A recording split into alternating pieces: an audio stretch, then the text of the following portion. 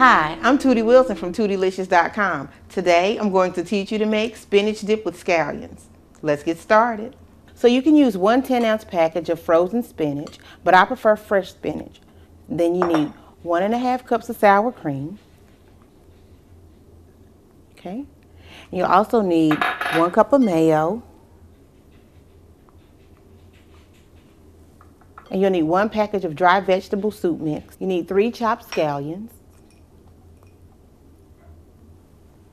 1 8-ounce can of water chestnuts drained and chopped.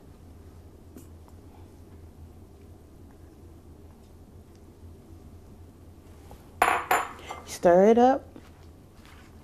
And you can serve this hot or cold. If you put it in the oven, bake it on 350 for about 20 minutes, I guess, until the cheese is good and bubbly on top.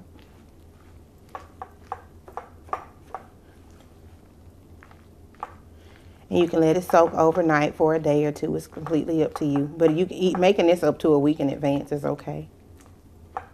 Just keep it refrigerated. So there you go. That's how you make spinach dip with scallions.